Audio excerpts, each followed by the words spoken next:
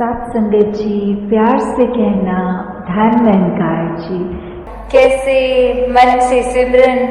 पैरों से सत्संग और हाथों से सेवा, ये हर कोई जब करता जाता है तो ही ब्रह्म ज्ञान को जीते हुए, जैसे कण कण से शिक्षा लेते हुए अपने जीवन के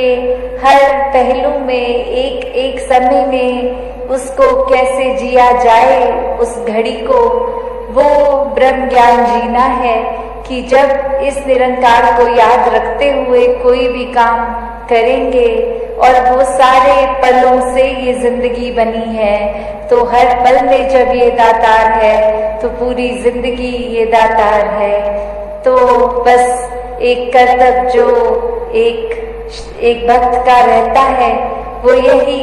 कि हमने इस निरंकार को कभी नहीं भूलना। एक इंसान का मिलन ये शरीर से उठकर ये जो आत्मा शरीर में बसती है, इस परमात्मा की अंश, इसका जब असली घर मिल जाता है, एक पता चल जाता है आत्मा को कि हम इस निराकार से ही आए हैं, इसी में रहना है, कि कैसे जब हम पल पल जीते जी ये मुक्त अवस्था में रहेंगे, सब कुछ इस दातार के ऊपर छोड़कर ये अपने आप को डूअर ना मानते हुए, निराकार को ही करता मानते हुए, इसकी हर रज़ा को खुशी खुशी सद्वचन करते हुए जब जीवन जिया जाता है तो वो एक आजाद जीवन, एक ये जीते जी जो दासी अक्सर कहती है कि जीते जी ब्रह्मलीन होने की अवस्था, कि जो इस संसार में चैन से जी गया वो ही ये यात्रा पूरी होने के बाद एक चैन से अपनी आंखें बंद करके मृत्यु प्राप्त कर ले, कि जब हर पल में ये दातार जीवन के याद है तो फिर स्वाभाविक ही है कि अंतिम घड़ी तक इस दातार में याद रहना है। और फिर ये ट्रांजिशन, आत्मा से शरीर का निकलना, निराकार में लीन होना, ये इस आत्मा को भी पता होता है कि कहाँ जाना है। और अक्सर ये जो हम आजादी की बात करते हैं कि जब ब्रह्म ज्ञान लेते समय भी वो बताया जाता है कि ये फियर की बात, इल्यूजन्स की बात, कि कैसे पल पल जो डर सा लगता है तो किस तरह ब्रह्म ज्ञान के बाद ये डर बिल्कुल चला जाता है, जब एक सिक्योर फील होता है कि ये निराकार तो हर समय हम संग है। ये हमारी नजर कितनी तरह की भ्रांतियां लेके बैठी थी कि किसी को अच्छा किसी को बुरा, कैसे एक एक बायस किस तरह ये ब्रह्म ज्ञान निकाल देता है। तो जब अपने अंदर के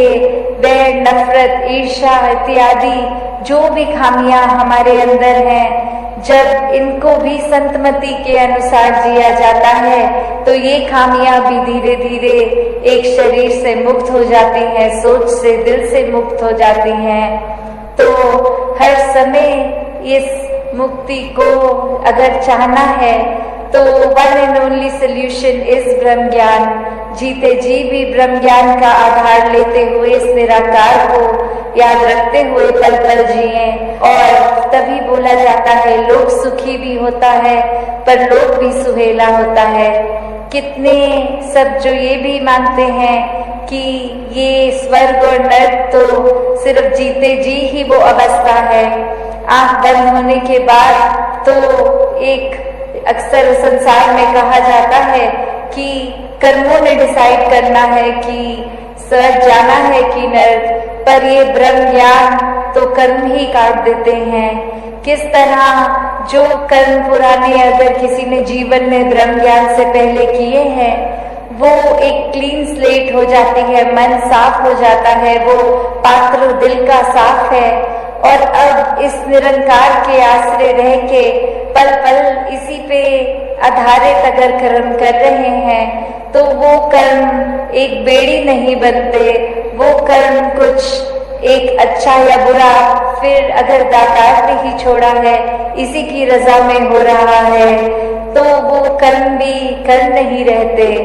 तो कैसे ये कर्मों से भी मुक्ति, हर चीज से, अपनी सोच से मुक्ति। कि जब हम अक्सर टेंशन ले लेते हैं, कोई बात में इतनी गहराई से घुस जाते हैं कि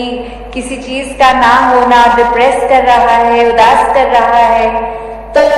ऐसे थॉट्स से भी आजादी, ये मुक्ति, ये ब्रह्म ज्ञान द्वारा ही होती है। ये स्टेज भी देखें जहाँ दासी इस समय बैठी है कि अभी सत्संग हो रहा है और स्टेज पे दासी है। जब आप सब अपने लोकल भवनों पे जाते हैं तो इसी स्टेज पे कोई भी महात्मा जिसको सद्गुरु रूप मानकर उस समय सत्संग हो जाती है। जैसे एक वो बात कि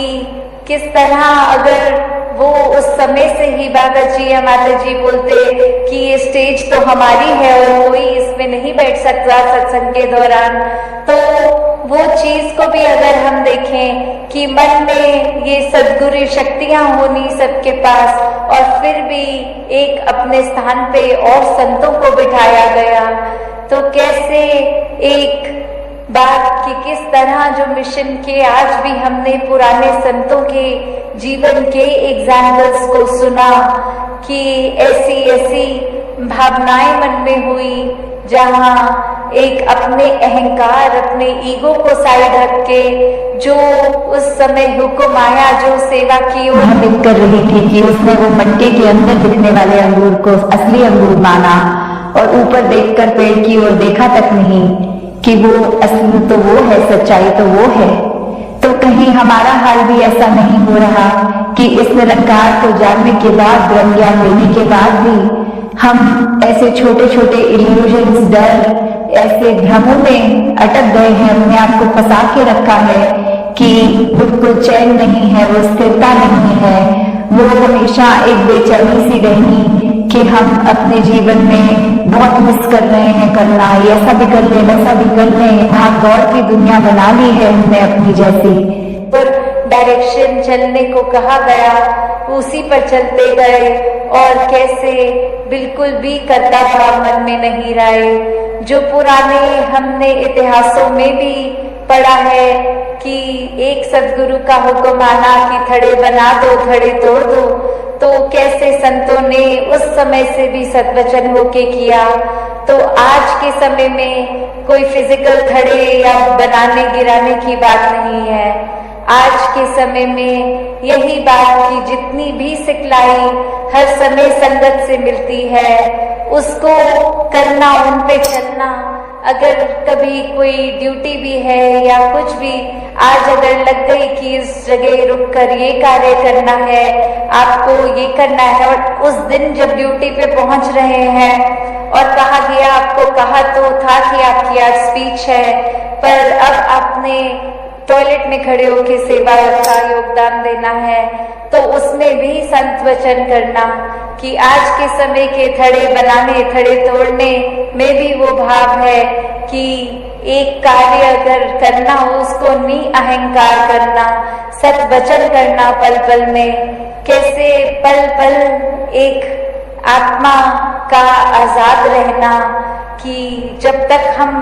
अहंकार और अन्य और ऐसे बंदिशों को अपने ऊपर इस ब्रह्म ज्ञान लेने के बावजूद भी रखेंगे तो एक मुक्ति नहीं हो पाती। जीते जी हम फिर भी बहुत स्ट्रेस्ड रहकर एक खुली सांस जिसको कहते हैं नहीं ले पाते। तो जब जीते जी आजाद रहना है तो ही मृत्यु के बाद भी मुक्ति पॉसिबल है। तो दासी और समय नहीं लेगी। किस तरह हर एक ने हर समय सेवा, सुमिरन, सत्संग को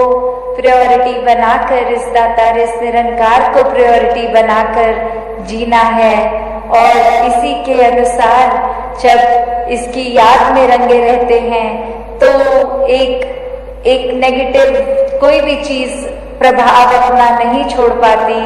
तो इसी तरह इसके रंग में हर कोई रंगा रहे, अपने विश्वास को मजबूत करे। दुनिया में तो सबने कुछ ना कुछ कहते रहना है। वो एक जो बात अक्सर एग्जाम्पल भी आता है कि घोड़े के आसपास एक लेदर का पैच लगा देते हैं कि अपनी चाहे वो सामने ही अपनी चलता रहे, डिस्ट्रैक्ट ना हो दाएं बाएं। तो दुनिया ने तो कोई भी बात क्रिएट कर देनी है नेगेटिविटी के लिए, किसी का उसमें सेल्फ इंटरेस्ट होना या कुछ भी। और संतों को हमेशा पता है कि दिशा असली क्या है, हमें सीधे अपने निशाने पे इस निरंकार से जुड़े रहना है, वरना तो माया तो पल पल हमें अपने रंग में रंगने की कोशिश करेगी। तो सब अपने विश्वास को जहाँ पक्का रखें, वहीं एक लेगेसी मिशन की इतनी स्ट्रॉन्ग, उस पे पल पल अपने आप को मिशन की हर सिखलाई पे, आइडियोलॉजी पे बेस करके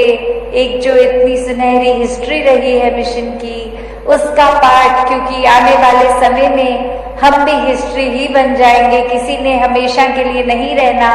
तो आज हम ऐसा इस मिशन को अपनी तरफ से क्या देन दे के जा रहे हैं।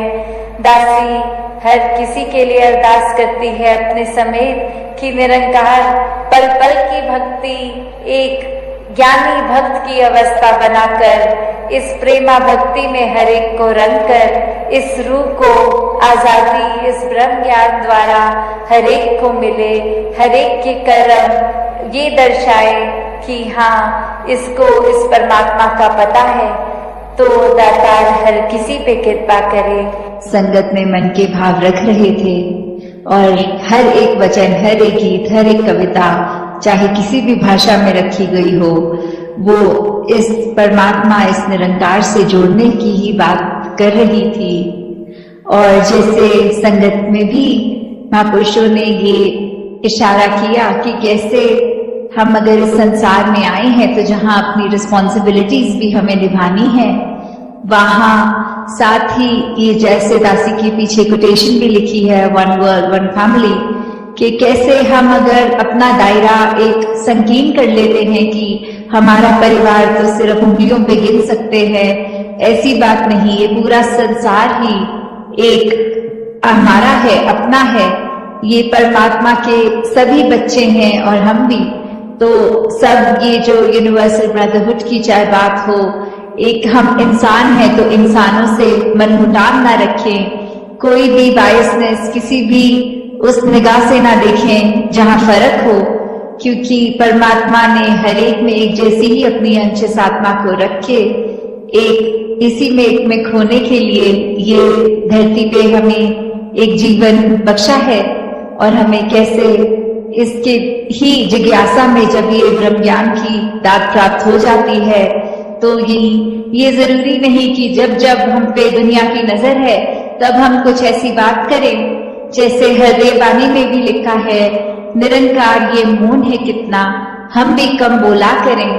तो इसका मतलब ये नहीं कि बिल्कुल हम चुप करके कोई समाधि लगा के बैठ जाएं, पर इसका मतलब ये कि जहां एक नीड है वहां तो हम बोलें, और बोलें भी कैसे, एक अपने शब्दों में कोमलता लाएं, मधुरता लाएं, एक खट्टे वचन ना बोलें जो किसी का दिल तोड़े, एक गुस्सा वाले भाव से, एक सार्कास्टिक होके नहीं, सिर्फ एक हमें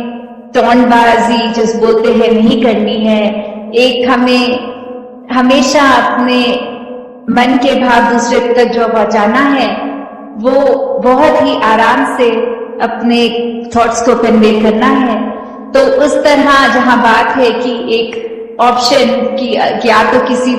की बात हम सुन रहे हैं जहां मन कर रहा है इसको अभी टोक के दो ऐसे शब्द बोल दें कि ये अपने आप चुप हो जाएगा और हम इस कॉन्वर्सेशन में जीत जाएंगे, वहां कई बार ये अगर ध्यान से सोचा जाए कि ब्रह्म ज्ञान अनुसार एक ह्यूमन वैल्यूज की जहां बात आती है, तो हम उस समय अगर चुप रहें या फिर अपनी बात को ऐसे कन्वे करें कि हमारी बात भी कन्वे हो जाए और दूसरे को दिल को ठेस ना लगे, वो ये ना सोचे कि कोई ताना आया है आगे से सुनने को। तो दातार हर एक पे कृपा करे कि जहां सेवा, सुमिरन, सत्संग हम हमेशा सुनते आए हैं, ये टूल्स हैं जो इस ब्रह्म ज्ञान की याद हमें बार बार दिलाते हैं, इस निरंकार प्रभु परमात्मा से जोड़ते हैं हमें। तो हमें किस प्रकार हमेशा, चाहे दुनिया में कितनी भी एक डिस्ट्रैक्शंस आएंगी, पर फिर भी उस माया का पल्ला हमने नहीं पकड़ना। कोई नेगेटिव थॉट तक अगर दिमाग में आ रहा है, कैसे उसको just let it enter your mind and exit, उसके अंदर हमें ड्वेल नहीं करना। नहीं तो एक दलदल वाली बात है कि हम दलदल के अंदर एक नेगेटिविटी के जितना सोचेंगे, जितना उस जगह ठहरेंगे, वो तो हमें और एक नीचे की तरफ ही लेके जाएगा। तो कैसे आजकल एक देखा जा रहा है संसार में भी, चाहे वो डिप्रेशन की बात आती है या और एक मानसिक हमें अपना संतुलन किस तरह मेंटेन करना है, तो ये इसका भी अगर हम सोचे इसे तोड़ ये निरंकार ही है। जब तक इसकी रजा में है, जब तक हम इस सिमरन से अपने आप को